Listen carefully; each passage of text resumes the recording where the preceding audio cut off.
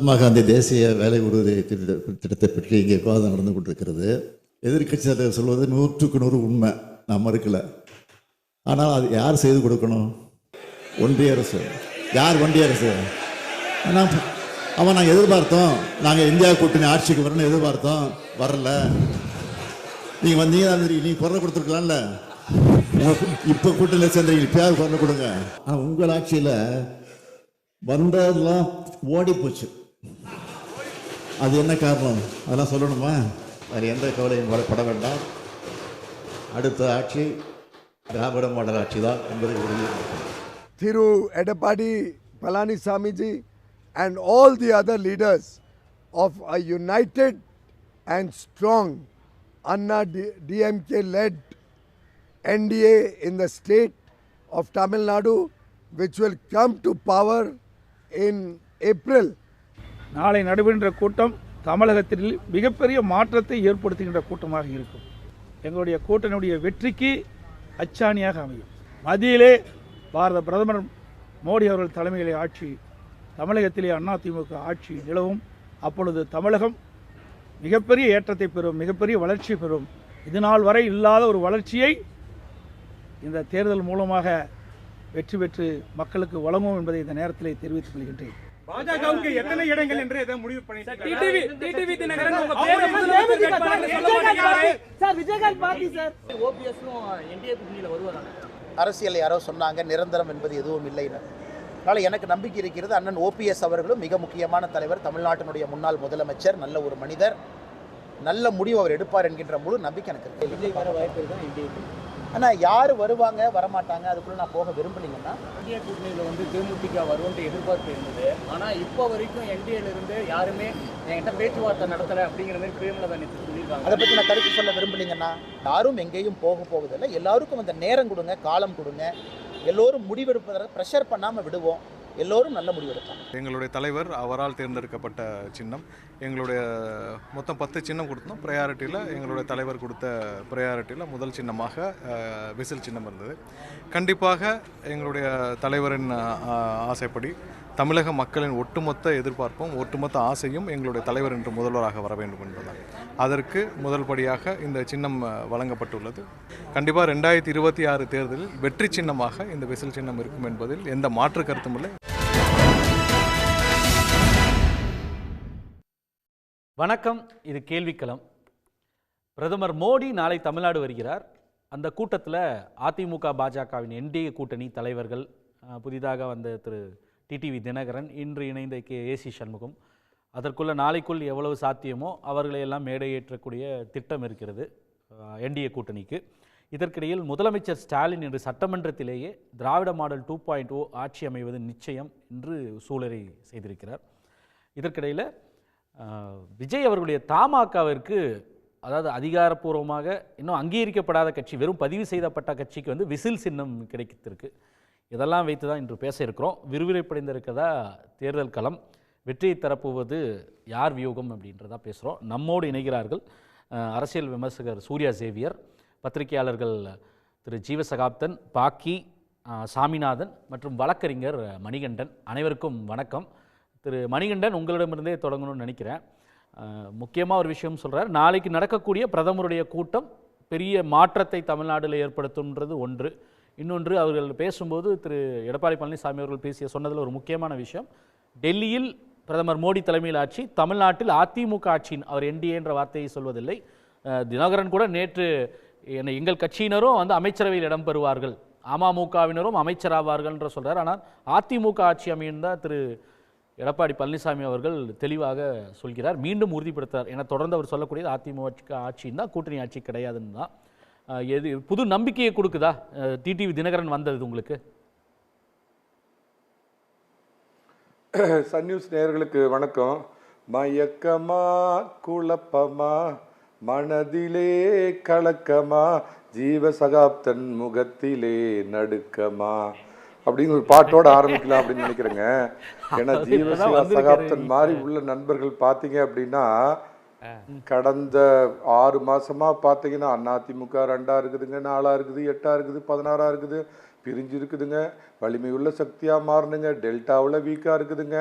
தென் மாவட்டங்களில் வீக்காக இருக்குதுங்க, சென்னையில் வீக்காக இருக்குதுங்க, எடப்பாடி தொகுதியிலேயே வீக்காக இருக்குதுங்கன்னு எவ்வளோ அக்கறைப்பட்டார், அதுக்காக எவ்வளோ கண்ணீர் விட்டார், எவ்வளோ கஷ்டப்பட்டார், கத்துனாரு, கதர்னாரு. அவருடைய கோரிக்கையெல்லாம் ஏதோ அந்த கடவுள் காதல் விழுந்தாச்சாட்டுங்க. அதனால பார்த்தீங்கன்னா அற்புதமான இன்னைக்கு வந்து கூட்டணி அமைஞ்சிருக்குது. தினகரன் இன்னைக்கு வந்துட்டார், பன்னீர்செல்வம் நாளை வரப்போகிறார் அப்படிங்கிற ஒரு கூடுதல் தகவலையும் தம்பி ஜீவசகாப்தனுக்கு சொல்லிட்டு, அதிமுக காரர்களுடைய ஒரு இருபெரும் சமீபத்து கொண்டாட்டம், எதிர்நோக்கி இருக்கும் கொண்டாட்ட நாட்கள் 2 நிகழ்வுக்காக எதிர்பார்த்து காத்துக்கிட்டு இருக்கிறாங்க. அப்படின்னா டீ வித்து ஒரு சாதாரண மனிதனாக இருந்து இந்தியாவோட பிரதமராகி இன்னைக்கு உலகத் தலைவர் திரும்பி பார்க்குற. இப்போ நீங்கள் விஷயங்கள்லாம் சொன்னீங்க இல்லையா, ஜீவசகாப்தன் சொன்னதா வந்து பல விஷயங்களை சொன்னீங்கல்ல, பிளவிண்டு போயிருக்கு, அதிமுக பலவீனமாக இருக்குது, தென் மாவட்டங்களில் வாக்குகள் வராது அப்போ இதெல்லாம் வந்து டிடிவி தினகரனும் ஓ பன்னீர்செல்வம் வந்ததுன்னு தான் சரியாயிடுச்சா? அப்படி எடுத்துக்கலாமா? அதைத்தானே எங்க தம்பி ஜீவசகாப்தன் மாதிரி உள்ள திமுக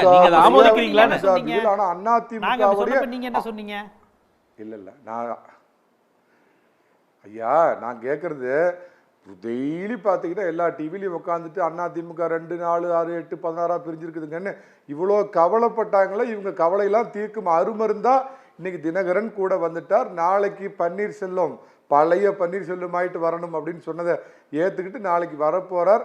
உங்க கவலை தீர்ந்தது, நீங்கள் எதிர்பார்த்த நல்லது நடக்க போகிறது. கூடுதல் பலம் தானே, எத்தனை ஓட்டா இருந்தாலும் அவர் பழைய பன்னீர்செல்வம் அதிமுகவிலே வந்து இணையறாரா? திரு தினகரன் பழைய பன்னீர்செல்வம்னா அதிமுகவிலே மீண்டும் வந்து இணையறாரா? ஓ இப்ப அடுத்து உருட்டாது இல்ல நீங்க தான் சொன்னீங்க பழைய பன்னீர்செல்வம்னா அதிமுகவிலே மீண்டும். பழைய பன்னீர்செல்வம்னா அதானே அதிமுகவுடைய ஒருங்கிணைப்பாளர், பழைய அப்படித்தானே எல்லாத்துக்கும் ஞாபகம் இருக்கும். பழைய பன்னீர்செல்வத்தை அப்படி வரப்போறாரா? பழைய பன்னீர்செல்வம் ஆயிட்டு வரணும் அப்படின்னா அதிமுகவில் சேரணும் அப்படிங்கிறதெல்லாம் விட்டுட்டு அநேகமாக நான் கேள்விப்பட்ட செய்தி தினகரனுடைய சின்னத்தில் அவர் போட்டியிட போகிறார். அவருக்கும் இன்று இரவுக்குள் தொகுதி உறுதியாக போகுது. அதனால ஜீவசகாப்தம் மாதிரி உள்ள நல்ல சகாப்தங்கள் எத்தனை பேர் கஷ்டம் கவலைப்பட்டாங்க, கண்ணீர் விட்டாங்க, அதெல்லாம் மீறி பலமான கூட்டணி 2 நிகழ்வுக்காக அதிமுக காரங்க காத்துட்டு இருக்காங்க. பிரதமராகி இன்னைக்கு உலக அரசியல் சார் முடிச்சிடுறேன். இன்று உலகமே திரும்பி பார்க்கக்கூடிய ஜவஹர்லால் நேரு, வாஜ்பாய்க்கு அடுத்து மிகப்பெரிய தலைவராக வந்திருக்கிற மோடி அவர்கள் நாளைக்கு வந்து ஏழை விவசாயி எடப்பாடி பழனிசாமிக்கு தமிழகத்தின் முதல்வராக வாக்கு போடுங்கள் அப்படின்னு கேட்குற அந்த ஒரு நிகழ்ச்சிக்காக அதிமுக தொண்டர்கள் காத்துக்கிட்டு இருக்கிறாங்க. ஏப்ரல் மாத இறுதியில் இல்லை மே மாத வீக்கில் எடப்பாடி கே பழனிசாமி என்னும் நான் தமிழகத்தின் முதலமைச்சராக அப்படிங்கிற வார்த்தையை காத்துக்கிட்டு கொப்பளிக்குது. பியூஷ் கோயல் என்டிஏ ஆட்சி காங்கிரஸ் கூட இருக்குதா? காங்கிரஸ் பணையும் எனக்கு நீங்க கேட்ட கேள்விக்கு வரணுங்க, அதுக்கு முன்னாடி கேட்டு சொல்லுங்க. காங்கிரஸ் கூட இருக்குதா இல்ல பனையூர் பங்கு தந்தை பக்கம் போக போகுதா, அங்க போய் சாலை விரிக்க போகுதா? அதுக்கு பதில் அது அவர் கேட்போம், அது அவங்க கிட்ட கேட்போம். நான் கேட்கறது என்டிஏ ஆட்சியா அதிமுக ஆட்சியா? ஏன்னா இன்னைக்கும் அதிமுக ஆட்சின்றாரு திரு எடப்பாடி பழனிசாமி. ஆனா பியூஷ் கோயல் நேத்து கூட என்டிஏ ஆட்சி. நான் அதிமுகவுடைய ஆதரவாளர்ங்கிற முறையில் வெளிப்படையா சொல்றேன். அதிமுக 140 150 இடத்துல தனிப்பட்ட முறையில் ஜெயிக்கும். அதிமுகவோட தனிப்பட்ட ஆட்சி ஒருவேளை அண்டர்லைன் ஒருவேளை தனி மெஜாரிட்டி கிடைக்காவிட்டால் கூட்டணி ஆட்சிங்கிறது தவிர்க்கப்பட முடியாது. இதுல இந்த பூசி மெழுகி ஈயம் பூசணும் அதுல தினகரன் இருப்பாரா? அவரே என்ன வெளிப்படையா சொன்னாரு, நாங்கள் வந்து ஆட்சியில இருப்போம்னாரு. தினகரன் வந்து அமமுக உறுப்பினர்கள் அமைச்சர் ஆவாங்கன்னு சொல்லியிருக்காரு. அதுவும் சேர்த்துக்கலாமா? முதலமைச்சராக அதிமுகவினுடைய நிரந்தர முதலமைச்சராக இருக்கக்கூடிய பொதுச் செயலாளர் எடப்பாடி பழனிசாமியின் பிரத்யேக உரிமை யாரை தன்னுடைய ஒருவேளை நான் திரும்ப சொல்றேன் அண்டர்லைன் தனித்துவமா அதிமுக ஆட்சி அமைக்கும். ஒருவேளை ஷார்ட் மெஜாரிட்டி வந்தால் யாரை சேர்த்துவது யாரை சேர்த்த வேண்டாம் அப்படிங்கிறது அவங்க வெற்றி பெறும் எண்ணிக்கையை பொறுத்து திரு எடப்பாடி பழனிசாமி தமிழகத்தின் என்டிஏ பாஸ் பாஷா பாய் அவர் தான் முடிவு பண்ணுவார். எடப்பாடி பழனிசாமி பேசுவோம் மணிகண்டன். திரு சூர்யா சேவை எண்ணிக்கையின் அடிப்படையில் முடிவு செய்வாங்க. நாளைக்கு வந்து பிரகடனப்படுத்த போறார் எடப்பாடி முதல்வர் வேட்பாளர்னு. எண்ணிக்கையின் அடிப்படையில், அதாவது டிடிவி தினகரன் அமமுகவினரும் அமைச்சராவாங்கன்றது சொன்னதுக்கு அவர் சொன்ன பதில், அதாவது அவர் எது வேணால் பேசிகிட்டு இருக்கட்டும், எனக்கு ஒன்றும் பிரச்சனை இல்லை. அதாவது நான் 2014, 2019, 2021, 2024 இந்த 10 ஆண்டு காலங்கள் நடைபெற்ற தேர்தல்கள் குறித்து நான் எனது கணிப்பை எனது பப்ளிக் டொமைனில் பதிவு செய்திருக்கிறேன். 2014 நான் கணித்தது 37 தொகுதிகளில் அதிமுக வெற்றி பெறும், தர்மபுரியிலும் இதில் கன்னியாகுமரியில் பிஜேபியும் பாமகவும் வெற்றி பெறுவார்கள் அப்படின்னு நான் போட்டேன். அதை தான் நடந்தது. 2021 பிரசாந்த் கிஷோர் 200 தொகுதி திமுக வெற்றி பெறும் என்றார். நான் என் பப்ளிக் டொமைனில் 160 தொகுதி திமுக வெற்றி பெறும், 70 to 75 அண்ணா திமுக வெற்றி பெறும் என்று நான் பதிவு செய்தேன். எடுத்து பார்த்து கொள்ளுங்கள் என்ன நடந்திருக்கிறது என்று. அக்யூரேட்டாக ப்ரெடிக்ட் பண்ணி 2024 நான் மீண்டும் மீண்டும் இதே இடத்தில் பதிவு செய்து கொண்டே இருந்தேன். 40 தொகுதிகளிலும் திமுக கூட்டணி வெற்றி பெறும் என்று பதிவு செய்தேன். 2026 தேர்தல் முடிவை நான் இப்போதே சொல்கிறேன், எழுதி வைத்துக் கொள்ளுங்கள். 184 190 தொகுதிகளில் திமுக கூட்டணி வாரி சுருட்டுகிறது. 14 தொகுதிகளில் அதிமுக வெற்றி பெறுகிறது. 30 தொகுதிகளில் பாஜக வெற்றி பெறுவதற்கான முயற்சியை மேற்கொள்கிறது. அந்த 30ஐயும் திமுக வாரி சுருட்டக்கூடிய ஏற்பாட்டை செய்து கொண்டிருக்கிறார்கள் அதிமுகவினர் என்பதை நான் பதிவு செய்கிறேன். அதிமுகவினர், ஏனெனில் இந்த தேர்தலுடைய உள்ளடக்கம் திமுக ஆட்சிக்கு வருகிறது, பாஜக எதிர்க்கட்சி என்ற அந்தஸ்தில் வந்து அமர வேண்டும். அதிமுகவை 3ஆவதா தள்ளி, தாவேகாவை தள்ளி, காங்கிரஸை தள்ளி தமிழ்நாட்டினுடைய அரசியலில் பாஜக எதிர்க்கட்சி என்ற இடத்தில் வந்து அமர வேண்டும் என்று அது 58 தொகுதிகளை கேட்கிறது. 45 தொகுதிகளை இறுதிப்படுத்துவதற்கான வாய்ப்புகள் இருக்கிறது. 45 தொகுதியில் 30 தொகுதிகளில் வெற்றி பெற்று எதிர்க்கட்சியாக வர வேண்டும் என்பதுதான் இந்த தேர்தலுடைய உள்ளடக்கம். இந்த 45 தொகுதிகளிலும் அதிமுகவினர் பாஜகவை தோற்கடிப்பார்கள், தோற்கடிக்க செய்வார்கள். தமிழ்நாட்டில் அதிமுக என்ற ஒரு கட்சி இருக்க வேண்டுமானால் பாஜக தோற்கடிக்கப்பட வேண்டும் என்ற பிரச்சாரத்தை அதிமுகவினர் தொடங்கிவிட்டார்கள் என்று எனக்கு நன்றாக தெரியும். ஏனால் தமிழ்நாட்டில் இவர்கள் உருவாக்கி இருக்கிறது மிரட்டல் கூட்டணி. நீங்க ஓபிஎஸ்ஐயும் தினகரனையும் இத்தியாதி இன்னைக்கு இருக்கக்கூடிய அவர் பேர் என்ன விருதுநகர் எம்பி மாணிக் தாக்கூரையும் இவர்கள் பேச வைப்பது தென் மாவட்ட மறவர் வாக்குகளை ஒருங்கிணைப்பதற்காக, அது பாஜகவிற்கு கொண்டு போய் சேர்ப்பதற்காக. அந்த கனவில் மண் விழும். அதிமுக என்ற கட்சி தமிழ்நாட்டில் நீடிக்க வேண்டும், செயல்பட வேண்டும், எதிர்க்கட்சியாக வந்து அமர வேண்டும் என்ற விருப்பம் எனக்கு இருக்கிறது. ஆனால் அதிமுகவை அழித்துவிட்டு எல்லா மாநிலங்களிலும் பாஜக எப்படி வந்ததோ அதே போல் வருவதற்கான ஒரு முயற்சியை இப்போது அவர்கள் மேற்கொண்டிருக்கிறார்கள். மோடி எத்தனை முறை வரட்டும், நாளைக்கு பெரிய மாற்றம் எல்லாம் ஒன்றும் நடக்கப் போவதில்லை. அவர் 8 முறை வந்தார், இருக்கிற ஒரு சீட்டை இழந்தார். பார்லிமெண்ட்டுக்கு 40க்கு 40 வெற்றி பெற்றார். நான் இப்போதும் சொல்கிறேன், அவர் பஞ்சாயத்து போட்டு தேர்தலில் போய் கூட ஆந்திராவில் பிரச்சாரம்லாம் பண்ணார், அதெல்லாம் நடந்துட்டு போட்டு அவர் எத்தனை முறை தமிழ்நாட்டில் வருகிறாரோ 10% வாக்குகள் ஒவ்வொரு முறை வருகைக்கும் திமுக கூட்டணிக்கு அதிகரிக்கும். அண்ணன் மணிகண்டனுக்கு நான் தாழ்மையான அபிப்பிராயத்தை தெரிவிக்கிறேன்.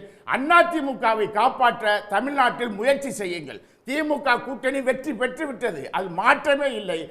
அதிமுகவை காப்பாற்றுவதற்கு நீங்களும் நானும் முயற்சி செய்வேன். நான் அதிமுகவை பாஜக போட்டியிடக்கூடிய தொகுதிகளில் அதிமுகவை காப்பாற்றும் ஏற்பாட்டில் நான் ஈடுபடுவேன் என்று மணிகண்டன் அவர்களுக்கு சொல்கிறேன். சொல்லுங்க மணிகண்டன், என்ன குறுக்கீடு? அவரு சூர்யா சேவியர் திடீர்னு வந்து அரசியல் சோதிடராக ஏற்கனவே சொல்லியிருக்கிறாரு. எழுதி வைத்துக் கொள்ளுங்கள். இன்னைக்கு நான் சொல்றேன், அவர் சொல்ற அதே 184 தொகுதியில் திமுக வாரிக்கிட்டு போகும். வார போறதில்ல, வாரிக்கிட்டு போகுது. அது ஒண்ணு.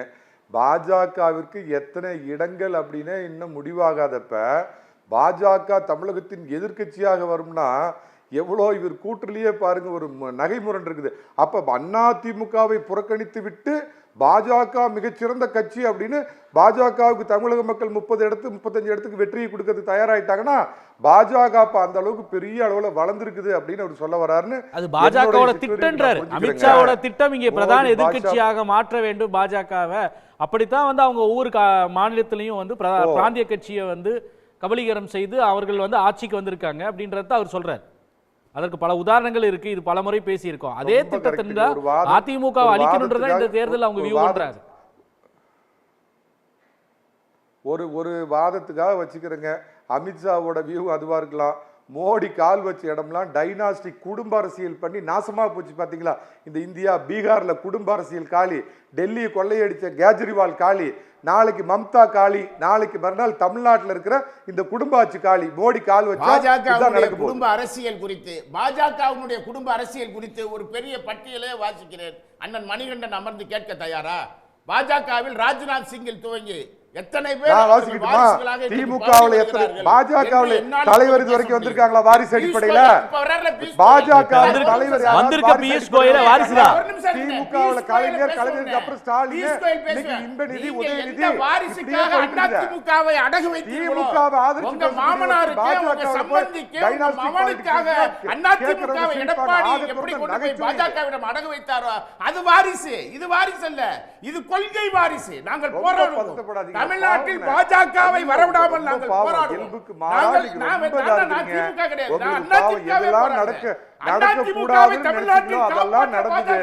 எது நடந்ததோ அது நன்றாகவே நடந்தது. சூர்யா சேகர் பாவம் இன்னைக்கு பிபி ஒரு மாத்திரை போட்டுக்கினேன். அண்ணா ஒரு மாத்திரை போட்டுக்கு பாவம் ரொம்ப இல்ல எல்லாரும் நல்லா தான் இருக்காங்க.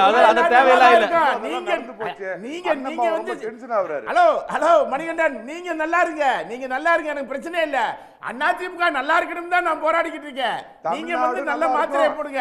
நீங்க கூலா கொண்டு போய் அதிமுகவை எம்ஜிஆர் ஆரம்பிச்ச கட்சியை, ஜெயலலிதா ஆரம்பிச்ச கட்சியை, மோடியா லேடியான்னு கேட்ட கட்சியை கொண்டு போய் வாசல்ல அடகு வச்சு நிக்கிறீங்க. பியூஷ் கோயல் யாருடைய வாரிசு? பேசுங்க பாப்போம், விவாதிப்போம். பியூஷ் கோயல் யாருடைய வாரிசு? நீங்க வாட்டுக்கு மாத்திரை போடு, கழுதை போடு. யாரு மோடிக்கு என்ன தேவை? அமித்ஷா வாரிசு கட்சியில வந்திருக்காங்களா? யாரோ பேர் தெரியாத ஒருத்தர் தலைவர், தமிழ்நாட்டுடைய மக்களுடைய நம்பிக்கை பெற்ற ஒருத்தர் தலைவராக இருக்கிறாங்களா? அதிமுகவை கொண்டு போய்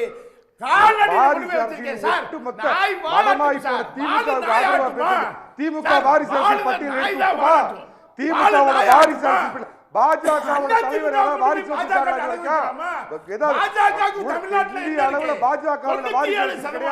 தமிழ்நாட்டில் எடப்பாடி பழனிசாமி சம்பந்தம் உண்டா? எடப்பாடி பழனிசாமி வாரிசு அரசியல் இல்லாத வாரிசு அரசியல் இல்லாத அகில இந்திய கட்சி பாரதிய ஜனதா. பேசுவோம் மணிகண்டன், பேசுவோம் சூர்யா தேவன், பேசுவோம். திரு பாக்கி, அதாவது நீங்கள் எத்தனை முறை பிரதமர் வந்தாலும் நாங்கள் உதாரணம் இருக்குது. 2024 வந்தார், 19 வந்தார், எடுபடல. அதே நிலை தான் இன்றைக்கி வரப்போகுது அப்படின்றது தான் உறுதியாக சொல்கிறார். அதே நிலைனா அதே தோல்வி தான் வரப்போகுது. அதிமுக தவிர்த்து எண்ணிக்கையே சொல்லிட்டாரு, 184 அடிச்சிருவாங்க அப்படின்றார். எல்லாரும் நேரேட்டிவ் செட் பண்ணுவாங்க. எனக்கு நேரேட்டிவ் செட் பண்ணுறதுல விருப்பம் கிடையாது. எல்லாரும் தன்னுடைய விருப்பத்தை வந்து அதுதான் அப்படின்னு உறுதி விரும்புவாங்க. இது இயல்பு, மனிதர் இயல்பு. எனக்கு அது கிடையாது. யதார்த்தத்தை பார்த்து. உங்களுக்கு மனித இயல்பு இல்லையா? இல்லை, நீங்கள் அது இப்படி ஒரு கருத்தை சொன்னால் அதுக்கு ஒரு வேண்டாம். நான் வந்து எல்லாத்தையும் நிதானமாக தான் பேசுகிறேன், அனலிட்டிக்கலாக தான் பேசுகிறேன். என்னோட பதிவுகளை பார்த்தீங்கன்னா உங்களுக்கு தெரியும். அது வேறு விஷயம். நான் அதுக்கெல்லாம் போக விரும்பல, வாய்ப்பு இல்லைன்ற. நான் என்ன சொல்ல வரேன்னா, நாளைய தினம் நரேந்திர மோடி அவர்கள் வருவதன் மூலம் இன்னும் சில கட்சிகள் கூட தேசிய ஜனநாயக கூட்டணியில் இடம்பெறுவதற்கான சாத்தியக்கூறுகள் இருக்கின்றன. ஓபிஎஸ் பேரே சொல்கிறேன். ஓபிஎஸ் மட்டும் இல்லை, வேறு யாராவது கூட வரலாம், நமக்கு தெரியாது.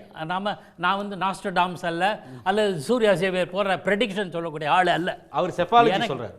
என்னுடைய இயல்பான கருத்தை நான் சொல்லிடுறேன். இப்போ இருக்கிற பதிவுகளை சொல்லிடுறேன். நாளைக்கு கூட எதுவான மிராக்கிள் மாதிரி ஒரு 1991 என்ன நடந்தது அந்த மாதிரி ஆகலாம். அந்த மாதிரி 1991 என்ன நடந்ததுன்னு என்ன சொல்ல வர்றீங்க? ராஜீவ்காந்தி அசாசினேஷன் பல முடிவுகளை மாற்றிச்சு இல்ல, அதெல்லாம் சொல்றேன். அது ஒரு விதி இல்ல வர நான் வந்து நியூட்ரலா பேசுற ஆளு, அதனால ஒரு குறுக்கிட வேணாம், குறுக்கிட மாட்டாங்கன்ற ஏதாவது பண்ற பிளான் இல்ல அந்த மாதிரி எல்லாம் எந்த வைல்ட் இமேஜினேஷன் அப்படி எல்லாம் பேசாதீங்க சூர்யா ஜீவன். கருத்துக்களை நான் சொல்றேன் சார், நான் கருத்துக்களை சொல்றேன் சார். ராஜீவ்காந்தி படுகொலைங்கிறது என்னங்கிறது அது தனி. நீங்க கேட்டீங்க, நான் ஒரு கருத்தை சொன்னா சொல்ல விட மாட்டாங்க. நீங்க முடிங்க, கருத்து நீங்க முடிச்சிருங்க.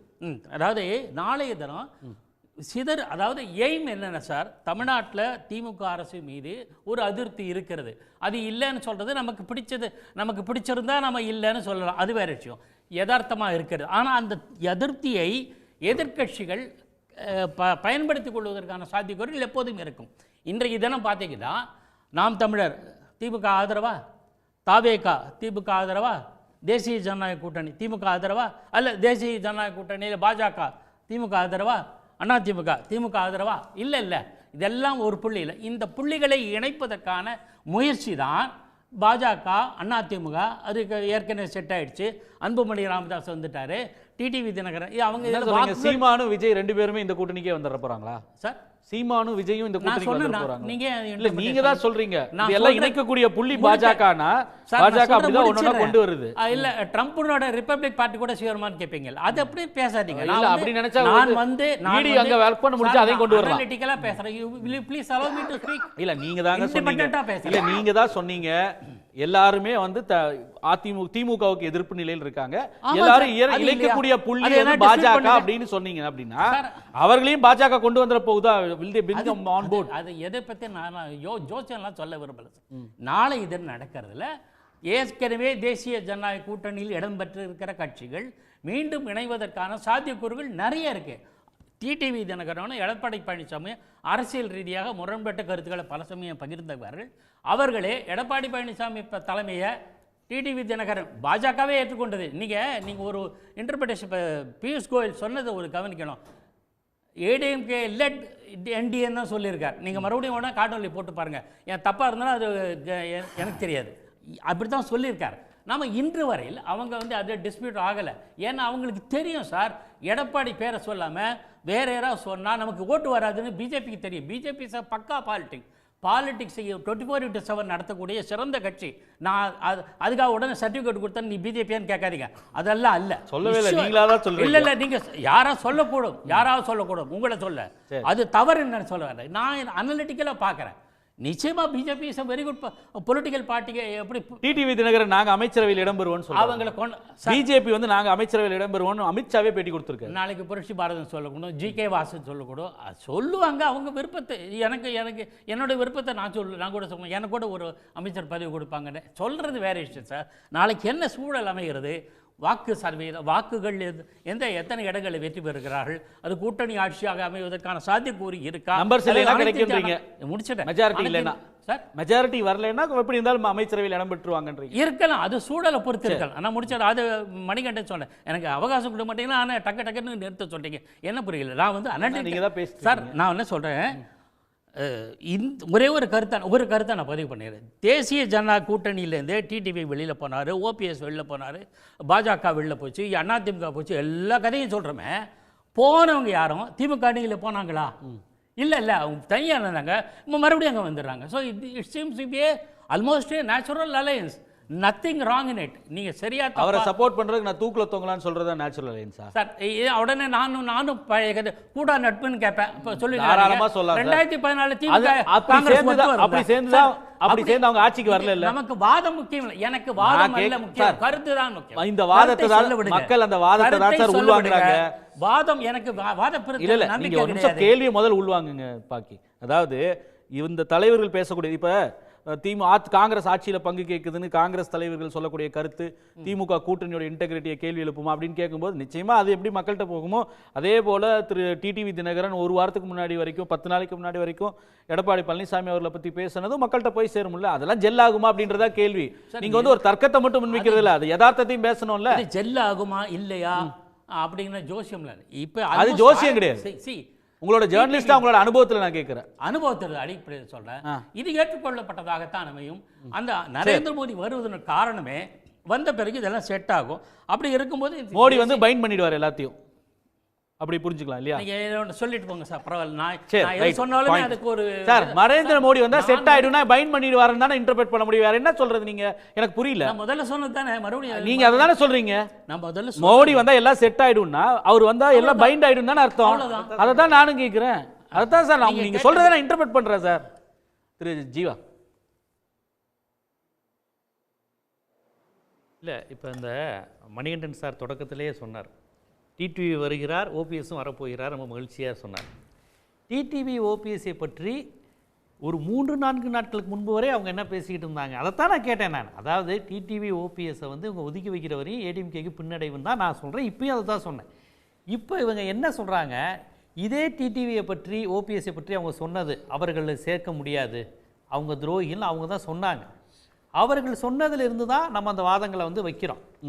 இப்போ அவங்க என்ன சொல்கிறாங்க, பார்த்தீங்களா உங்களுக்கு நோஸ் கட்டுன்னு நாங்கள் சொன்ன வாதத்தையே எங்ககிட்டயே சொல்லிட்டு எங்களுக்கு நோஸ் கட்டு அப்படிங்கிற விஷயத்தை வந்து தொடர்ச்சியாக மணிகண்டன் அதிமுக ஆதரவாளர்கள் பலர் பதிவு செய்கிறாங்க. சூர்யா சேவியர் சொன்னதில் ரொம்ப முக்கியமான விஷயம், அதிமுக எங்களுக்கு காப்பாற்றப்படணும், எங்களுக்கு முக்கியம் பிஜேபி இருந்து ஒரு திராவிட கட்சியை காப்பாற்றணும். இந்த உணர்வோட அதிமுக காரங்க இருக்கணும்னு தான் நம்ம பேசுகிறோம். அவங்க அதிமுகங்கிற அடையாளத்தை அளிக்கிறாங்க, கூட்டணி வைக்கல, அண்ணாவையும் திராவிடத்தையும் அழிச்சுக்கிட்டு. நீங்க தான் அப்படி சொல்றீங்க. திரு எடப்பாடி பழனிசாமி அவர்கள் டெல்லியில வந்து திரு மோடி தலைமை, இங்க வந்து அதிமுக ஆட்சி அமையும், இது இயற்கையாக வந்து ஒரு பாண்ட் ஆயிடுச்சு, நாங்க இணைந்து வந்து திமுகவை வீழ்த்துவோம், திமுகவோட கரப்ஷனையும் வந்து டைனாஸ்டிக் பாலிடிக்ஸை வீழ்த்துவோம்னு சொல்லி அவர் வந்ததற்கு பிறகு நேர்மையா எல்லா ஊடகங்களிலிருந்து செய்திகளை கேளுங்க. டிடிவி தினகரன் எடப்பாடி முதலமைச்சராக நான் பணிபுரிவேங்கிற வார்த்தையை சொல்லியிருக்காரா? எடப்பாடியே இங்க வந்து அதிமுக சார்பாக முதலமைச்சருங்கிற வார்த்தையை பயன்படுத்தி இருக்கிறார். அதிமுக சார்பில் முதலமைச்சர் தேசிய ஜனநாயக கூட்டணி ஆட்சி அமைக்கும், நாங்கள் அமைச்சரவையில் பங்கு பெறுவோம். இதுல எங்க எடப்பாடி முதலமைச்சர் ஆவாருங்கிற வார்த்தை வந்திருக்கு? இது எதுவுமே நான் சொல்லல, அவங்க சொன்னது. டிடிவி தினகரன் பாக்கி சொன்னார்ல, நாளைக்கு வந்து பிரதமர் வந்து எல்லாத்துக்கும் சேர்த்து அவர் வந்து திரு எடப்பாடியை முன்மொழிஞ்சிட்டு பேசிட்டாருன்னா முடிஞ்சு போச்சுல்ல அப்படின்றாருல. என்ன எடப்பாடியை முன்மொழிஞ்சு பேசிட்டா முடிஞ்சு போயிடும் கன்ஃபார்மா? அவர் பிரதமர் முன்னாடி வந்து அவரே ப்ரப்போஸ் பண்ணிட்டாரு, முன்மொழிஞ்சிட்டாரு, எடப்பாடி பழனிசாமி தான் சிஎம் கேண்டிடேட்னா வேற என்ன வேணும்? இதுவரைக்கும் வந்து அமித்ஷா இதுவரையும் அமித்ஷா வந்தாரு, எதிர்பார்ப்பு இருக்கு. இல்ல அமித்ஷா வந்தாரு, இவர் ஜெண்டா வந்தாரு, ஜேபி நட்டா வந்தாரு, பீயூஷ் கோயல் வந்தாரு. இவங்க வரும்போதெல்லாம் பத்திரிகையாளர்கள் கேட்கும்போது எடப்பாடி தாங்க முதலமைச்சர், இது ஏங்க திருப்பி திருப்பி கேட்குறீங்கிற வார்த்தையை ஒருத்தரும் சொன்னது கிடையாது. அண்ணாமலை சொன்னது கிடையாது, இப்போ டிடி தினகரன் வந்திருக்காருல ஒரு வார்த்தை சொன்னது கிடையாது. எடப்பாடியே வந்து அதிமுக தான் ஆட்சி அமைக்குங்கிற மாதிரி தான் சொல்றாங்க. எடப்பாடி தானே சிஎம் கேண்டிடேட்னு டிடிவி கிட்ட அவர் கேள்வி வச்சப்போ உங்களுக்கே தெரியும், ஒரு பேரே சொல்ல. அது என்ன உங்களுக்கே தெரியும்னா எடப்பாடி இல்லைன்னு உங்களுக்கு தெரியுங்கிற மாதிரி அர்த்தமா கூட பண்ணிக்கலாம்ல, இன்டர்பிரேஷன் நம்மளும் பண்ணலாம். அதாவது உங்களுக்கே தெரியும், ஏன் எடப்பாடின்னு சொல்ல வேண்டியதானே? அப்ப இப்ப அமித்ஷா என்ன மாதிரியான நிபந்தனைகள், என்ன மாதிரியான பிராமிஸ் அடிப்படையில் டிடிவி சேர்த்திருக்காருன்னு தெரியுமா? நீங்களே கூட முதலமைச்சர் ஆகலாம் டிடிவி அவர் சொல்லியிருக்கலாம்ல. அதை கேட்போம். டிடிவி வந்து சொல்லிருக்க மாட்டாங்க, வேற ஒண்ணும் இல்ல. கேட்போம் மணிகண்டன் ஒரு அமைச்சரவையில் பங்குங்கிற வரையும் பேசுறாங்கல்ல. எடப்பாடி தான் முதல்ல என்ன சொல்லவா, அமைச்சரவையில் பங்குங்கிற மாதிரி ஒரு தொங்கு சட்டசபை அமைஞ்சா எடப்பாடியை பத்திலாம் அவங்க பேசவே மாட்டாங்க, எழுதி வச்சுக்கோங்க. பிஜேபி அதுக்கப்புறம் உட்கார்ந்து தீர்மானிக்கும், அண்ணாமலையா நயினார் நாகேந்திரனா இல்ல நம்ம டெல்லியிலிருந்து உருவாக்குற ஒரு நபரா, இது இந்தியா தானேன்னு சொல்லிட்டு கர்நாடகா பீகார்ல இருந்து கூட உருவாக்குறாங்க. தொங்கு சட்டசபை வந்தா எடப்பாடிக்கு வாய்ப்பே கிடையாது. மணிகண்டன், அதாவது நேற்று கேள்வி எழுப்பினப்ப கூட கூட்டணிக்கு வந்ததுக்கு அப்புறமும் திரு டிடிவி தினகரன்ட்ட கேட்கும்போது முதலமைச்சர் வேட்பாளர் வந்து எடப்பாடி தானே அப்படின்னு கேள்வி வைக்கும் பொழுது உங்களுக்கே தெரியுன்றார், ஒரு பேரை சொல்வதற்கு கூட தயக்கம். ஆனால் அதற்கப்புறம் இரண்டு பேருமே அவர் வாழ்த்து சொன்னார், நன்றி சொன்னார், அவர் வந்து முன்மொழியறதுக்கு தயாரா இல்லை அப்படின்னு சொல்றாங்க இல்லையா? அதுலயே ஒரு தயக்கம் இருக்கு, இது வந்து ஜெல்லாகல அப்படின்ற ஒரு சந்தேகத்தில் இருக்கிறார். சுருக்கமாக பதில். தேசிய ஜனநாயக கூட்டணியின் தமிழக தலைவர் அப்படின்னு அமித்ஷாவால் அறிவிக்கப்பட்டவர் திரு எடப்பாடி பழனிசாமி.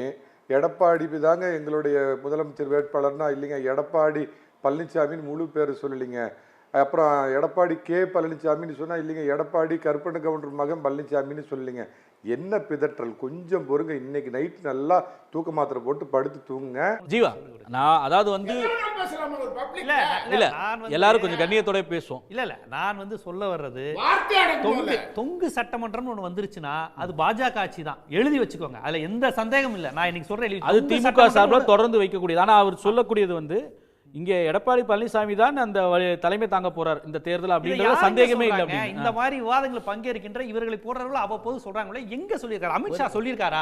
அமித்ஷா ஒரு பத்திரிகைக்கு பேட்டி கொடுக்கும்போது கூட, தமிழ் பத்திரிகைக்கு எக்ஸ்க்ளூசிவா கொடுக்கும்போது கூட ரொம்ப தெளிவா சொல்றாரு, தேசிய ஜனநாயக கூட்டணி ஆட்சி. அது என்னங்க தமிழ்நாட்டில் என்னங்க தேசிய ஜனநாயக கூட்டணி?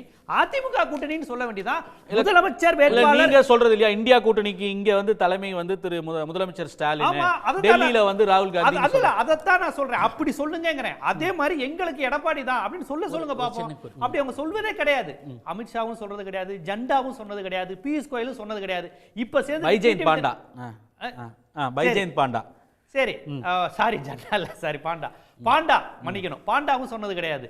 ஆனா டிடிவி தினகரன் உட்பட இவர்கள் யாருமே எடப்பாடி முதலமைச்சர் வேட்பாளர் அப்படிங்கிறத பதிவு செஞ்சதே கிடையாது. Point taken. ஆனா இதுல இன்னொரு விஷயம் நம்ம எல்லாருமே ஓவர்லுக் பண்ணிட்டோம். இந்த விசில் ஒன்னு சின்னம் கொடுத்திருக்காங்க. ஆமா ஆமா அது வேற பேசணும். அது என்னன்னு தெரியல. அந்த அது முக்கியமான விஷயம். அந்த விசில் சின்னத்தை வந்து தாவேகாவுக்கு ஒதுக்கீடு செஞ்சிருக்கு. ஒரு அன்ரெகக்னைஸ்ட் பொலிட்டிக்கல் பார்ட்டிக்கு இப்பவே கொடுத்துட்டாங்க. ஒரு பொது சிம்பல் கொடுத்திருக்காங்க. அப்போ இது வந்து ஒரு அவர் எதிர்பார்த்ததா இல்ல ஒரு தாக்கத்தை ஏற்படுத்துமா? 2019 நாடாளுமன்ற தேர்தலில் கடைசி 10 நாள் வரை அமமுகவுக்கு சின்ன ஒதுக்கல மறந்துடாதீங்க. குக்கர் பரிசு பெட்டி குக்கர் கொடுக்கல, பரிசு பெட்டி குக்கர் கொடுத்தாங்க, ஏதோ ஒன்று கொடுத்தாங்க. பரிசு பெட்டி கொடுக்கல. இன்னைக்கு யார் தேவைக்கா கொடுக்காங்க? ஏன் அன்னைக்கு கொடுக்கல? அன்னைக்கு அமமுக வாங்கின ஓட்டு என்ன? ஒரு ஊர்ல 111 பேர் இருக்கான் அமமுகல. வாங்கின பெட்டிக்குள்ள 3 ஓட்டு இருந்துச்சு, மறந்துடாதீங்க. இல்ல இப்ப விசில் சின்னம்னு சொல்ற போது சென்சார் போர்டு இன்னும் அந்த படத்துக்கு பிரச்சனை இது பண்ணல. அது குறித்து விஜய் எதுவுமே பேசல. ஆனா இப்ப இதுக்கு நன்றி சொல்லிட்டாரு. விசில் சின்னம் கொடுத்ததுக்கு நன்றி சொல்லிட்டாரு. அப்ப விஜய் வந்து யாரால் இயக்கப்படுகிறார், யாரால் பேசப்படுகிறார், ட்விட்டி யாரால் போடப்பட்டு வைக்கப்படுகிறார் அப்படிங்கிறதுக்கு இது ஒரு உதாரணம். அது மட்டும் இல்ல, விசில் சின்னம் இதுக்கு முன்னாடியும் கொடுக்கப்பட்டிருக்கிறது. தமிழறிவுமணியன் தனித்து நின்ற போதும் விசில் சின்னம் தான் கொடுத்தாங்க. தமிழறிவுமணியனோட கடைசியில சுருக்க பாக்குறீங்க. அவருக்கு இதே விசில் சின்னம் தான் கிடைத்தது. விஜய் சின்னம் தானே. சின்னம் வந்து தமிழறிவு ஒரு எவ்வளவு ஒரு புகழோட உச்சத்துல இருக்காரு. ரெண்டு ஒப்பீடு சரியா இருக்கு. தமிழறிவுமணியன் பெரிய அறிவாளிங்க. அதனால விஜய்க்கு விசில் சின்னம் கொடுத்தது அப்படிங்கிற விஷயத்தை வந்து நான் அப்படி பார்க்குறேன்னா முன்கூட்டியே கொடுக்கறது. விஜய் ரசிகர்களுக்கு வந்து அங்க வந்து தொடர்ந்து யாரும் பேசுவது கிடையாது. செங்கோட்டையனோ நாஞ்சில் சம்பத்தோ போனவங்க யாருமே எது குறித்துமே பேசுவது கிடையாது. இன்னைக்கு ஆதவர்ஜுனாட்ட பேசும்போது என்ன சார் ஜனநாயகனுக்கு சிக்கலா அப்படின்னு கேட்டப்ப பாத்தீங்களா பராசக்தி வந்துருச்சு, ஜனநாயகன் வரல புரிஞ்சுக்கோங்கிறாரு. இல்ல சார் யாரையாவது குற்றம் சாட்டுங்க, யாரை சொல்றீங்க, அது உங்களுக்கே தெரியும். இப்படியே தான் அவங்க பேசுறாங்க. இப்ப இன்னைக்கு டிடிவி தினகரன் பேசுறாங்க, தகவலா தான் அதுவும் வரணும். ஆமா, எல்லாமே தகவல் தான். கடைசி வரையும் இது பாஜக எங்களை ஒடுக்குதுன்னு சொல்ல மாட்டாங்க. ஆனா பாஜக அவங்களை ஒடுக்குதுன்னு அவங்க சார்பா பேசுற எல்லாருமே உட்காந்து பேசுவாங்க. பாத்தீங்களா பாஜக போட்டு விஜய ஒடுக்குது, திமுகவும் ஒடுக்குது, பாஜகவும் ஒடுக்குது. இந்த பிம்பத்தை கட்டமைக்கிற வேலையை தான் பாஜக பண்ணி பேசுவோம். உண்மையிலே பாஜக ஒடுக்குறதா இருந்தா இவ்வளவு சீக்கிரம் இப்படி ஒரு சின்னத்தை அவங்களுக்கு தருவாங்களா?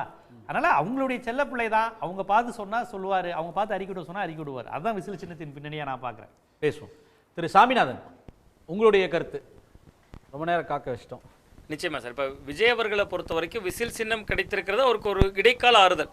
ஏன்னா அண்மை காலமாக ஜீவானந்தன் அவர்கள் குறிப்பிட்டதை போல தொடர்ச்சியாக அந்த கட்சி வந்து பல சவால்களை சந்தித்திருக்கிறது. ரொம்ப குறிப்பாக சிபிஐ என்கொயரியில் அந்த கட்சியினுடைய தலைவர் தொடர்ச்சியாக 2 முறை போயிட்டு வந்திருக்கிறார். தொடர்ச்சியாக அவங்க அந்த இயக்க செயல்பாடுகளே சற்றேறக்குரிய ஒரு முடங்கி இருந்த நிலையில தான் இருந்துச்சு தாவேகா அண்மை காலமாக. இப்போ இந்த நிலையில தான் அவர்களுக்கு இது ஒரு சின்ன ஒரு ஆறுதலாக ஒரு விசில் சின்னம் ஒரு பொதுவான ஒரு சின்னமாக இன்றைக்கு கிடைத்திருக்கு. ஒன்று. இரண்டாவது, எனக்கு முன்பாக பேசியவர்கள் குறிப்பிட்டதை போல ஏறக்குறைய அதிமுகவினுடைய அந்த நிலைப்பாடு என்பது ஒரு கூட்டணி ஆட்சியை நோக்கி தான் அவர்களும் நகர்ந்திருக்காங்க. பாஜக அதுக்கு தான் இவ்வளவு முயற்சிகள் முன்னெடுப்புகள் செய்கிறாங்க. இங்கே பாஜகவுக்கு இதில் என்ன லாபம்? பாஜக தமிழ்நாட்டில் எடப்பாடி பழனிசாமி அவர்களை முதல்வராக்குறதுக்காக மட்டுமே ஒரு கூட்டணி அமைப்பார்களா? அவங்க தான் போய் டிடிவி தினகரன் அவர்கள் முற்றிலும் எதிர் திசையில் இருந்தவரை அவர்கள் தான் அழைத்துட்டு வராங்க, இந்த அலைன்ஸ்குள்ளேயே கூட்டிட்டு வராங்க. அன்புமணி அவர்கள் வேண்டுமானால் எடப்பாடி பழனிசாமி அவர்கள் முன்னால் இணைந்திருக்கலாம். பட் டிடிவி தினகரன் அவர்களை பாஜக தானே செட்டில் பண்றாங்க. இப்படி கை ஓங்குகிறது, பாஜகவினுடைய கரம் அந்த வகையில் ஓங்குகிறது அப்படின்னு தான் சொல்லலாம். இல்ல பொதுக்குழுவுல அதிமுகவும் எடப்பாடி பழனிசாமியும் தான் கூட்டணியை தீர்மானிப்பாங்கன்னு அதிமுக பொதுக்குழுல வந்து முடிவெடுத்தாங்க.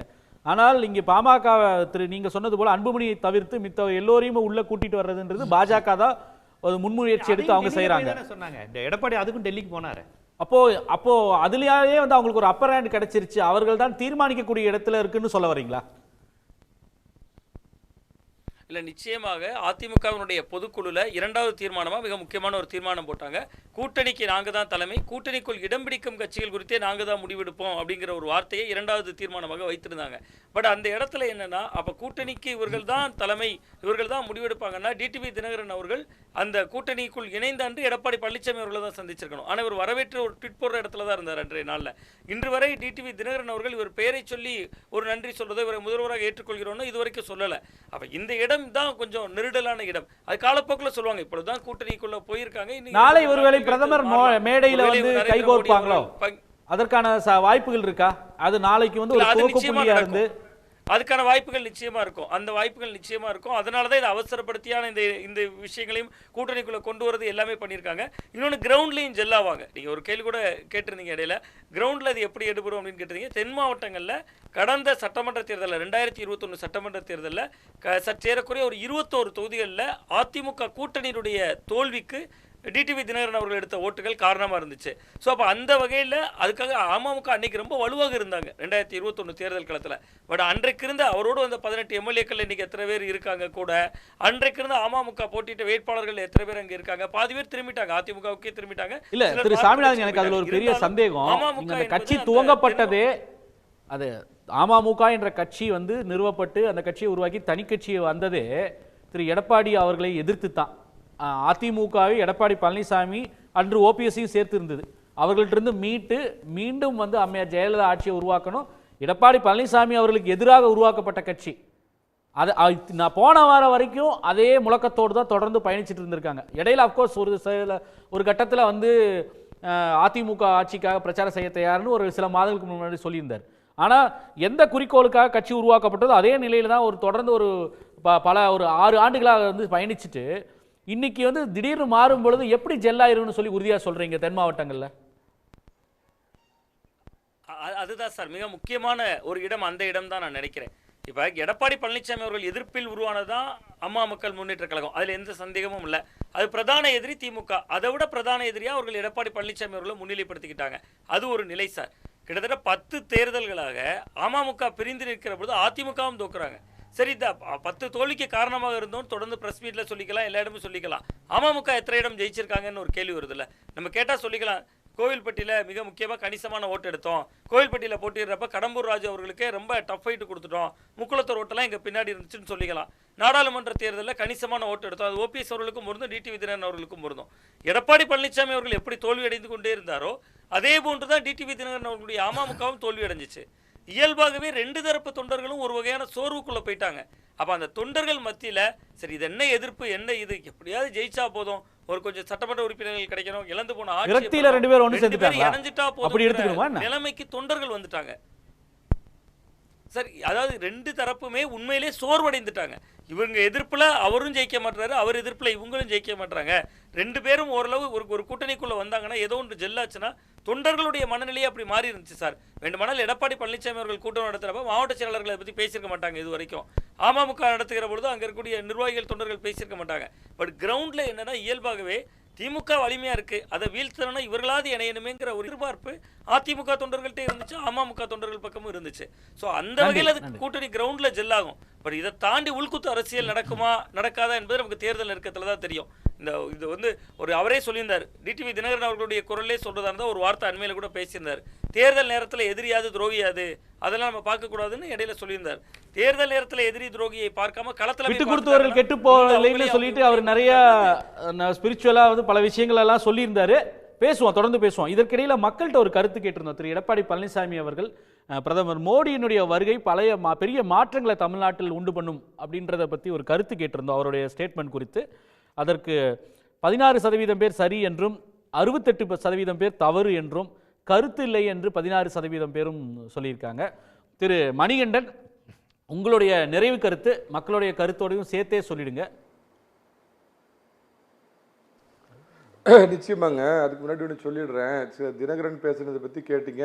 திரு வைகோ அவர்கள் திமுகவிலிருந்து வெளியேற்றப்பட்டு எதற்காக கட்சி ஆரம்பித்தார், அதிமுக தலைவர்கள் கூட கலைஞர் அவர்களை அவ்வளோ கேவலமாக பேசியிருக்க மாட்டாங்க, அந்த மாதிரிலாம் பேசிட்டு வாரிசு அரசியலுக்கு எதிராக பேசிட்டு கலைஞருடைய வாரிசு இன்னைக்கு ஸ்டாலின் பின்னாடி போய் நிற்கிறார் அப்படிங்கிற கடந்த கால வரலாறே இருக்குன்னு உறுதி.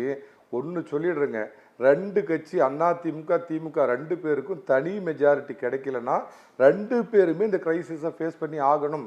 காங்கிரஸ் என்ன சும்மா விட்டுருமா? முதல்ல நான் கேட்குறேன், காங்கிரஸ் கூட நீங்க சொல்றதுல மாற்று கருத்து இல்ல. நம்பர்ஸ் இல்லைன்னா இப்ப யாருமே 2006 2011 மாதிரி விட்டு கொடுக்கறதுக்கெல்லாம் யாருமே தயாரா இல்ல. 117 சீட்டு இல்லைன்னா எல்லாருமே they are ready to extract their pound of flesh. அதுல சந்தேகம் கிடையாது. ஆனா இப்ப கேள்வி என்பது அதை வந்து ஒரு ப்ரீ கண்டிஷனா வந்து கேட்குதா பாஜக அப்படின்றதுதான். தொகுதி எண்ணிக்கையில வந்து அதிகமாக கொடுக்கணும்னு சொல்லி நிர்பந்திக்குதா, கூட்டணி ஆட்சின்றதை நிர்பந்திக்குதா அப்படின்றது தான் வந்து ஒரு கேள்வியா இருக்கு. 2வது நிர்பந்தத்தால தான் திரு டிடிவி தினகரன் வந்துட்டாரா, ஒற்றுக்கொள்ள மாட்டேன்றாரு. திரு எடப்பாடி பழனிசாமி முன்மொழியறதுல தயக்கம் இருக்கு, சந்திக்கல. கூட்டணியை தீர்மானிக்கக்கூடிய இடத்துலயே வந்து அதிமுக இருக்குன்னு தீர்மானம் போட்டாலும் பாஜக தான் எல்லாம் பண்ணுது, அவங்களுக்கு ஒரு அப்பர் ஹேண்ட் இருக்குன்னு சொல்றாங்கல்ல.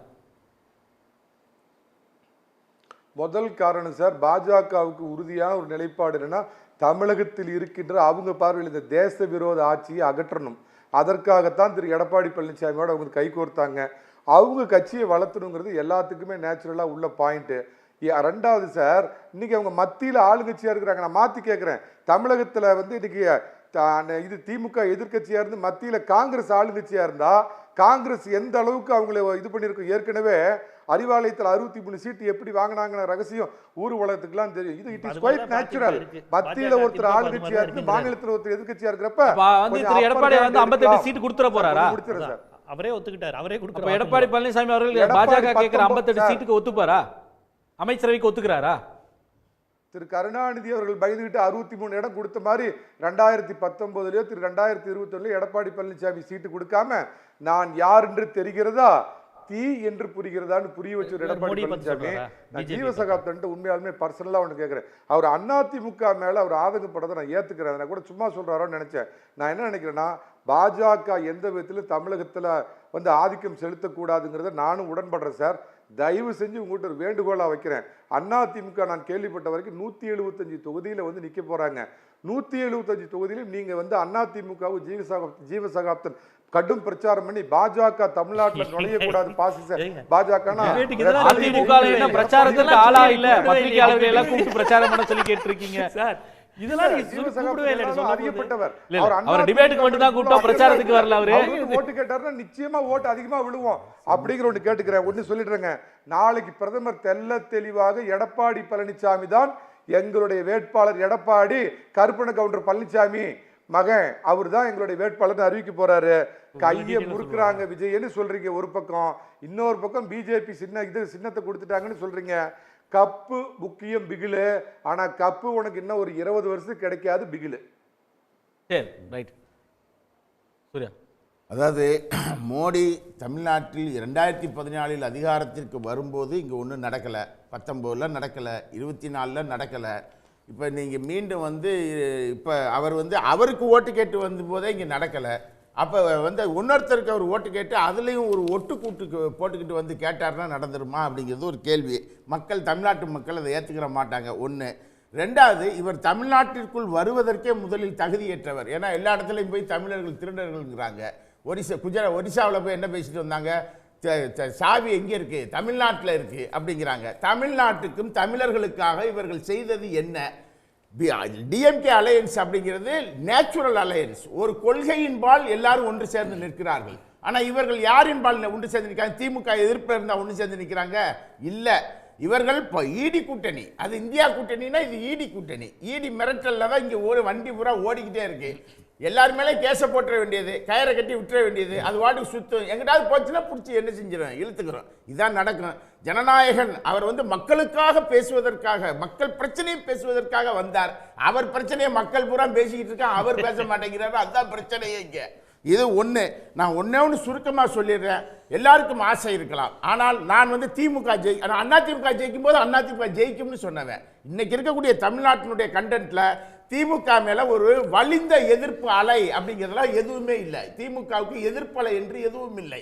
ஆனா இவர்கள் எதிர்ப்பு இருக்கு, அது இருக்குன்னு உருவாக்க முயற்சிக்கிறார்கள். அது நடக்காது. ஒன்று. இதுல இன்னொரு விஷயம் கேட்கணும். நீங்க இவ்வளவு நாள் வந்து அதிமுக பாஜக கூட்டணி வந்து யாருமே வரல அப்படின்னு சொல்லிட்டு இருந்தோம். ஒரு 10 நாளைக்கு முன்னாடி திரு பாமகலேருந்து அன்புமணி ராமதாஸ் வந்துட்டார். அப்கோர்ஸ் இன்றைக்கி வந்து அந்த கூட்டத்தில், நாளைக்கு நடக்க போகிற கூட்டத்தில் மாம்பழ சின்ன வச்சதுக்கு வேற ராமதாஸ் தரப்பில் வந்து எதிர்ப்பு தெரிவிச்சிருக்காங்க, கண்டிச்சிருக்காங்க. ஆனால் இப்போ புதுசாக டிடிவி தினகரனையும் உள்ள வந்துட்டாங்க. அப்போ ஒரு கூட்டணி வந்து ஒரு டேக்கிங் ஷேப் இல்லையா? இது என்ன புதுசுங்கிறீங்க? இப்போ நடந்த பார்லிமெண்ட் தேர்தலில் எல்லாரும் சேர்ந்தான் நின்னாங்க. அவங்களே குண்டு வச்சுக்கிடுவாங்க, அவங்களே எடுத்துக்கிடுவாங்களா? திமுக கூட்டணியிலிருந்து யார் வெளியே போனா யார் உள்ள வந்தான்னு சொல்லுங்க. இவங்களே தேர்தலில் நிற்பாங்க, இவங்களே என்ன செஞ்சுக்கிடுவாங்க, விளைவிக்கிடுவாங்க, இவங்களே செஞ்சுக்கிடுவாங்க. இதனுடைய உள்ளடக்கம் என்ன தெரியுமா? அதில் தான் பாஜகவினுடைய கைங்கரியம் இருக்கிறது. இவர்கள் எல்லோரையும் ஒருத்தர் மேல ஒருத்தர் பேச வச்சு அந்த கட்சி அணிகளை நம்பிக்கை இழக்க வைத்து இந்த நம்பிக்கை இழப்பு முழுவதையும் பாஜக அறுவடை செய்ய முயற்சிக்கிறது. நீங்க எடப்பாடியும் தினகரனும் பேசிக்கிடுவாங்க, அதே போல ராமதாஸும் இவரும் பேசிக்கிடுவாங்க. எல்லோருடைய அந்த குழப்பங்கள் முழுவதையும் அதை வேடிக்கை பார்க்கக்கூடிய அந்த கட்சி அணிகள் இருக்காங்கல்ல, இவங்க இப்படி போட்டு பேசிக்கிட்டு இருந்தாங்கன்னா நம்ம பேசாம பாஜகவுக்கே போயிடலாம். அந்த எண்ணத்தை இவர்கள் சைக்காலஜிக்கலா உருவாக்கிக்கிட்டு இருக்காங்க. அதிமுகவில் இருப்பவர்கள் அதான் அதுக்குடைய உள்ளடக்கம். இவங்க ஏன் இப்படி சண்டை போடுறாங்க ஒரு கூட்டணியா? நான் அதுக்காக தான் திரும்பவும் சொல்றேன், பாஜக எதிர்கட்சி அந்தஸ்துக்கு வரணும், மற்ற எல்லாரும் நாசமாகணும். அப்படிங்கிற ஒரு முயற்சியில் இருந்தால் இந்த காய்கள் நகற்றப்படுகிறது. நான் இப்போ இங்கேயும் மகத பேரரசுன்னு ஒன்று இருந்துச்சு, 3ல் மகத பேரரசு இருந்துச்சு, மௌரிய பேரரசு இருந்துச்சு, குப்த பேரரசு இருந்துச்சு, ஹர்ஷ பேரரசு இருந்துச்சு, சாளுக்கிய பேரரசு இருந்துச்சு, ராஷ்டிரகூடர்கள் இருந்தார்கள், டெல்லி சுல்தான்கள் இருந்தார்கள், ஒரு குடியரசு நாட்டுல ஜனநாயகம் எல்லாரும் இருந்தாங்க. வெள்ளக்காரனு இருந்தான், எவனும் தமிழ்நாட்டை ஆள முடியல, மறந்துடாதீங்க. அப்படிப்பட்ட தமிழ்நாடு குஜராத்திகள் கையில் தமிழ்நாடு சிக்காது. தமிழ்நாட்டு மக்கள் குஜராத்திகள் கையில் தமிழ்நாட்டை அடமான வைக்க அனுமதி மாட்டார்கள். தேர்தல் முடிவு அதுவாகவே இருக்கும். உங்கள் கணிப்பும் அதுவாகத்தான் இருக்கிறது. 68%. எஸ், தமிழ்நாட்டில் 69% இப்போ 68% ஓட்டு. நீங்க இல்ல ஈரோடு கிழக்குல எத்தனை சதவீதம்? சார் ஒரு நிமிஷம் சார், நீங்க கிடையாது. சார் ஈரோடு கிழக்கு ஓட்டு எவ்வளவு? விக்கிரவாண்டி ஓட்டு எவ்வளவு? செக்யுலர் ஓட்டு திமுக கூட்டணிக்கு கன்சாலிடேட் ஆகுது. ஏன்னா விஜய் இதா எடுத்துக்கணுமான்னு தெரியல. விஜய் சூழ்நிலை கைதி. அவர் மாட்டிக்கிட்டாரு அவங்ககிட்ட, அவ்வளவுதான் மேட்ரு.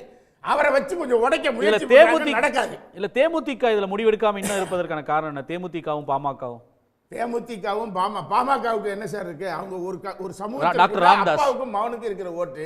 அப்பாவுக்கு போனா என்ன, மகனுக்கு போனா என்ன? அது வேற எங்கேயாவது தாண்டி போகுதா? இல்ல இல்ல தெற்க எங்கேயும் போகுதா? தெற்க ஓட்டு இருக்கா?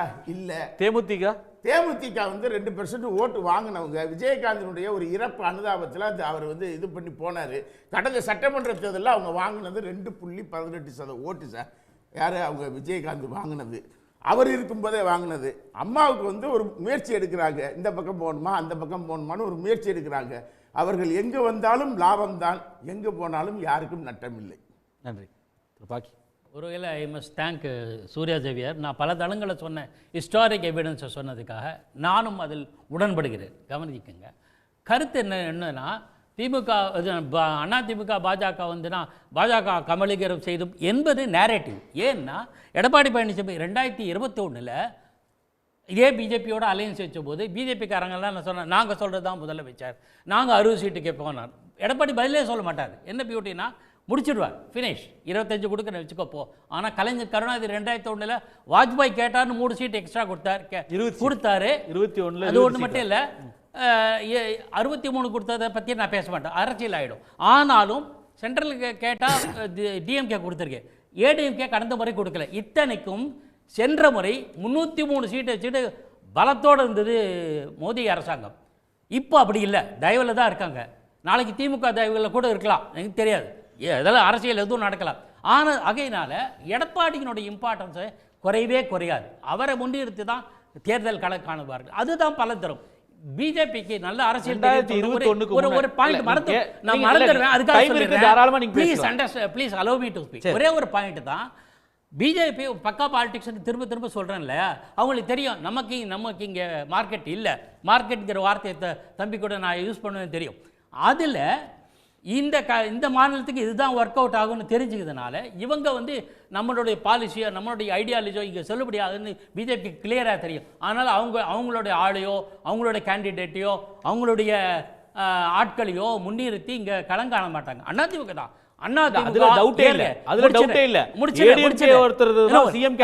ஓட்டு கேட்க முடியும். அது காங்கிரஸ் இருந்தாலும் சரி, பிஜேபி இருந்தாலும் சரி, இருக்கக்கூடிய ஒரு திராவிட கட்சி மேல ஏறி சவாரி செய்யற நிலையில தான் இன்னைக்கு இருக்கு. இருதுருவ அரசியல் தான் ஆஸ் ஆன் டேட். அதனால நாம கூட விசில பத்தி பேசாம விட்டோமே அப்படின்னு. அப்போ நாம சொல்றது அதுல சந்தேகம் இல்லை. ஆனால் 2021 தேர்தலுக்கு முன்பு அமித்ஷா இப்படி எல்லாம் பேசல. அவர் என்டிஏ ஆட்சி உருவாகும்னு சொல்லல, அமைச்சரவையில் நாங்கள் இருப்போம்னு சொல்லல. இன்னைக்கு டிடிவி தினகரன் அன்னைக்கு எந்த டிடிவி தினகரனை ஏற்றுக்க மறுத்தாரோ எடப்பாடி பழனிசாமி இன்னைக்கு ஏற்றுக்கொள்ள வேண்டிய கட்டாயத்தில் இருக்காரு. எடப்பாடி தலைமையிலான அவர் பலவீனம் ஆயிருக்குன்னு சொல்ல முடியும். இன்னொரு விஷயம் ஒரு இஃப்தார் பார்ட்டியிலே எடப்பாடி பழனிசாமி கூட்டணி வேறு கொள்கை வேறுன்னு சொன்னார். எப்போ அண்ணாடிஎம்கே பிஜேபி கூட்டணி இருந்த காலத்தில். அதுக்கப்புறம் நேற்றைய தினம் தம்பிதுரை என்ன சொல்கிறார், தேர்தலுக்காக மட்டுமே கூட்டணி, அதை இபிஎஸ் உணர்ந்திருக்கிறார், ஃபினிஷ்டு. அதுக்கு மேலே நான் சொல்ல விரும்பலை. அவங்க கிளியராக இருக்காங்க. நாளைக்கு எப்படி சூழல் மாறலாம், நான் இன்னொரு சூழல்னு சொல்லுவேன். மற்றவர்கள் எப்படி தர்மசங்கடையாரும் ஒருவேளை பாஜக திமுகவுக்கு ஒரு கம்ஃபர்டபுள் பொசிஷன் வந்தால் அண்டர்லைன் பண்ணிக்கோங்க, அது கூட அலைன்ஸ் ஒத்துப்போவதற்கான சாத்தியக்கூறுகள் இருக்குது. அரசியல் எதுவும் ஒன்று நடக்கலாம் சார், 99 மாதிரி, அவ்வளோதான். அதுக்கு மேலே நான் சொல்ல விரும்பலை. 99 மாதிரி நிலை இப்போ கிடையாது. அந்த ஒரு சூழல்ல அது அந்த மாதிரி வருவதற்கான வாய்ப்பு இப்போ இல்லை. ஏன்னா நடக்கலாம் அப்படிங்கிற அடிப்படையில் அவர் கூட சொன்னதுனால சொல்லிடுறேன். அதிமுகவுக்கு வராது, யாருக்குமே வராது. திமுகவுக்கு பாஜகவுக்கு சீட்டு வந்துரும்னா 2 பிரதான எதிர்க்கட்சியா இப்போ ஆல்ரெடி பாஜகவை முன்னிறுத்திட்டீங்களா? அதிமுக திமுகவுக்கு அப்புறம் அந்த கட்சி தான் பெரிய கட்சியா வரப்போகுது. என்னோட இன்டர்பிரேஷன், என்னோட கருத்து அந்த தயவுல ஆட்சி அமைக்கணும்னா அப்ப அப்படிதானே அர்த்தம். இல்ல சென்டர் நான் சொல்றேன் சென்டர் சீட் இருந்தா ஆட்சி அமைக்க முடியும். சென்ட்ரல்ல பவர் இருந்தா தமிழ்நாட்டுல ஆட்சி அமைக்க முடியாது. 303 இப்ப இல்லன்னு சொன்னேன்ல, அந்த இன்டர்பிரேஷன் தமிழ்நாட்டுல எம்எல்ஏ இருந்தா ஆட்சி அமைக்க முடியும். தமிழ்நாட்டை பொறுத்தவரையும் பாஜக எதிர்ப்பு பேசுற கட்சி தான் வெற்றி பெறுங்க. தமிழ்நாட்டில் எப்பவுமே அதுதான் நடந்திருக்கு. அதனால தான் பாஜக கூட என்ன சொல்லுது, அதிமுக கூட என்ன சொல்லுது, திமுக தான் பாஜகவோட கள்ள கூட்டணி வச்சிருக்குன்னு அடிக்கடி சொல்லு. விஜய் என்ன சொல்லுவாரு, பிஜேபி தான். பிஜேபி திட்டுற இடத்துல பிஜேபி திட்ட மாட்டார். அதே திட்டாம பாஜக திமுக கள்ள கூட்டு இருக்கு இதைத்தான் சொல்றாங்க. ஏன்னா பாஜக எதிர்ப்பு தான் பிரதானம். அப்ப திமுக போய் பாஜகவோட கூட்டணி வச்சுச்சுன்னா அதோடைய பேஸ் ஓட் இதே காலியாயிரும். அப்படி ஒரு விஷயத்தை யாரும் செய்யவே மாட்டாங்க. அதுக்கு வாய்ப்பே இல்லைன்னா இன்னைக்கு சிஎம் பேசினதோ இல்ல அவர் போட்டிருக்க ட்வீட்டு சட்டப்பேரவையில் பேசுனதெல்லாம் பார்த்ததுக்கு அப்புறம் பாஜகவோட வாய்ப்பே இப்போதைக்கு இல்லை. அதனால் நடக்காத விஷயத்தை பற்றி நம்ம இப்போதைக்கு பேச வேணாம். நான் என்ன சொல்றேன்னா, டிடிவி அப்படிங்கிற கான்செப்ட் உருவாகிறது இத்தனை ஆண்டு காலமாக எடப்பாடிய துரோகின்னு சொல்லி தான் வளர்ந்தது. அதனால அது வாங்கின ஓட்டில் திமுக எதிர்ப்பை விட அதிகமாக எடப்பாடி எதிர்ப்பு ஓட்டு தான் அதிகம் இருந்தது. 23 தொகுதியை இதெல்லாம் எங்க போகும் இப்போ இந்த கூட்டணி அவங்க சேர்ந்துட்டாங்க. இல்லை, அதாவது டிடிவி தினகரன் ஒரு ஸ்ரூடு பொலிட்டிஷியன். அவர் ஓட் பாலிடிக்ஸில் ஏடிஎம்கேவை இயக்குனவங்க, நிழல் அதிகாரமாக இருந்து இயக்குனவங்க. அவங்களுக்கு யார் ஜெயிக்கணும் இந்த மாதிரியான விஷயங்கள்லாம் தெரியும். எடப்பாடியை தோக்கடிக்கணும், ஒரு ஏடிஎம்கே கேண்டிடேட் தோக்கடிக்கணும் அவங்க நினைச்சாங்கன்னா அந்த தொண்டர்கள் டிஎம்கேக்கு தான் ஓட்டு போடுவாங்க. யார் ஜெயிக்கணுங்கிறதுல அவங்க தெளிவாக இருப்பாங்க. அவங்க இந்த மக்கள் நல கூட்டணி 3வது கூட்டணிலாம் நம்புற கூட்டம் கிடையாது. வெற்றி பெறுவது எதுன்னு தெரிஞ்சு அதுக்கான டெக்னிக்கோட செயல்படக்கூடிய. நீங்கள் அந்த தேவர் ஜெயந்தியில் 3 பேரும் சேர்ந்து பேசுனதை வச்சு சொல்றீங்களா? இலக்கு என்பது எடப்பாடி தான், அவரை வீழ்த்தணும். இன்னைக்கு வரையும் டிடிவி தினகரனுடைய தொண்டர்கள் யாராவது மலர்ச்சியோட நாங்கள் எடப்பாடியை ஏற்றுக்கிட்டோன்னு ஒரு வரி சொல்லுங்க.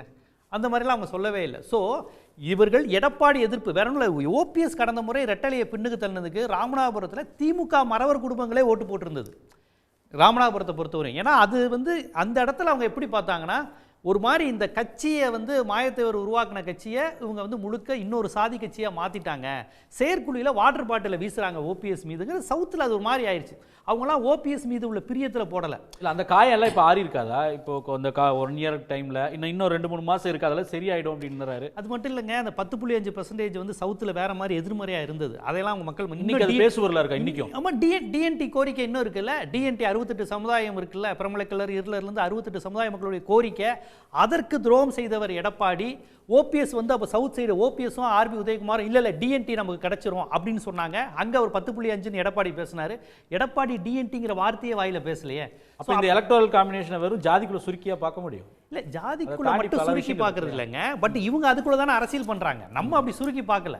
அதிமுக ஜெயலலிதாமையார் இருந்த வரையும் அது ஒரு தேவர் கட்சி, கவுண்டர் கட்சியா இல்லை. கட்சியே ஆதி திராவிடர்களும் அருந்ததியர்களும் வாக்களித்து வெற்றி பெற கட்சி தான் அதிமுக. கொங்கு மண்டலத்தில் 89ல் ஜெயலலிதாமையார் 27 சீட்டு சேவலில் ஜெயிச்சப்போ அருந்ததிரிகள் ஓட்டு கணிசமாக இருந்தது. வெறும் கவுண்டர்கள் தெலுங்கு செட்டியார் ஓட்டு மட்டும் இல்லை. அந்த கட்சி அடிப்படையில் ஆதி திராவிடர்களும் அருந்ததிரிகள் எண்ணிக்கையில் அதிகம். ஜாதிக்குள்ள இருக்கக்கூடிய தலைமை இப்போ இருக்கக்கூடிய தலைமை சுருக்கிடுச்சுன்றீங்களா? ஆமாம், அப்படியான ஒரு நிலை தானே அமமுக அதிமுக ரெண்டும். ஆமாம், அந்த மாதிரியான ஒரு கான்செப்ட். அதனால தானே டெல்டாலையும் சவுத்துலையும் டோட்டலாக அதிமுக எடப்பாடி தலைமை அடி வாங்குது. இப்போ இந்த தன்மையிலிருந்து நீங்கள் பார்க்கும்போது இது எப்படி ஜெல்லாகுங்கிற ஒரு விஷயம். அதை விட இதை தாண்டி அந்த ஜெல்லாகாதப்போ அதை அறுவடை செய்யக்கூடிய இடத்துல ஒரு ஆன்டி இன்கம்பன்சியோடு இருக்கக்கூடிய திமுக அந்த பொசிஷனில் இருக்கா? அந்த வாக்குகள் எடுக்கக்கூடிய நிலையில் இருக்கான்றதான கேள்வி. அதைத்தான் நான் சொன்னேன். டிடிவி பக்கம் இருப்பவர்கள் வெற்றி பெறணும், பொறுப்பு வாங்கணும், யாரை அடிக்கணுங்கிறதுலாம் தெளிவாக இருக்கக்கூடியவர்கள். அப்போ இது அவங்க எடப்பாடி கேண்டிடேட்டை வீழ்த்தணும்னு அவங்க முடிவு பண்ணிட்டாங்கன்னா டிஎம்கே தான் ஜெயிக்கணும் அவங்களுக்கு தெரியும். அவங்க இந்த மாதிரி காமெடியெல்லாம் பண்ண மாட்டாங்க. மக்கள் நல கூட்டணி 3வது அணி 4வது அணிங்கிற காமெடிக்கெல்லாம் அவங்க போக மாட்டாங்க. ஸோ அந்த அதிருப்தியும் இருக்கும். இப்போ இவங்க 1+1 2 நினைக்கிறாங்க. அடிக்காது விசிலை பற்றிலாம் யோசிக்கவே மாட்டாங்க. நீங்கள் இப்படி ஒரு அவங்க இங்கே 1000 இருந்தாலும் டிடிவிலாம் ஒரு அரசியல்வாதிங்க. இந்த கட்சி அரசியல்வாதிகள் இதில் பார்க்க அது ஒர்க் பேட்டர்ன் உண்டு. பொலிட்டிக்கலாக எப்படி ஒரு அரசியல் கட்சி உங்களுக்கு எதோ கேட்குறாரு. இல்லை அப்பேற்பட்டவங்க இந்த மாதிரி 3வது 4வது அணியெல்லாம் அவங்க போக மாட்டாங்க. அப்புறம் திருப்பி சொல்கிறேன், அவர் கூட்டணி அமைச்சரவைங்கிற கான்செப்டை அமித்ஷாவோட தினகரன் சொல்கிறாரு. அது ரொம்ப முக்கியமானது. அவர் கூட்டணி அமைச்சரவைங்கிறப்ப அவங்களுக்கு வேறு சில கேள்விகள் கொடுக்கப்பட்டிருக்கு. வேறு கேளுங்க சார். மணிகண்டன் குறுக்கிட்டீங்க. ஒன்றும் இல்லைங்க, நேற்று வரைக்கும் ஜீவசகாப்தன் சொன்னது அதிமுக ஒன்றுபடணும்னு கரடியாக கத்துனாரு. தினகரன் வந்து இப்போ சேர்ந்த உடனே இல்லைங்க அவங்க முடிவு எடுத்துட்டாங்கன்னா அதிமுக வீழ்த்துன்னு முடிவு எடுத்துட்டா ஓட்டு டிரான்ஸ்ஃபர் ஆகாதுங்க, தினகரனோட இருக்கிற அந்த ஓட்டு வந்து எடப்பாடி பழனிசாமிக்கு போகாதுன்னு ஒரு புது ரூட் எடுக்க ஆரம்பிச்சிட்டாருங்க. 10.5% இடஒதுக்கீடு கொடுத்ததுங்கிறது கடந்த தேர்தலின் பிரச்சனை.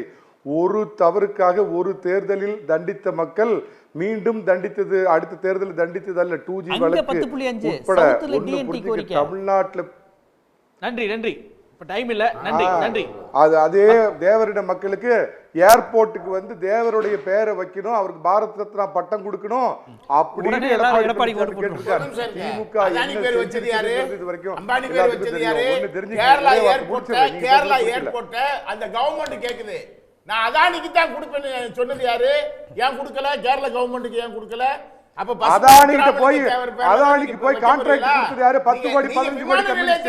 அதானி 32,000 கோடி. விமானமே இல்ல, தமிழ்நாட்டுல 32,000 கோடி போய் தூக்கிட்டு வர்றதுக்கு துப்பு கிடையாது. விமானத்தை தனியாருக்கு கொடுத்தாச்சு, விமான நிலையத்தை அதானி கொடுத்தாச்சு.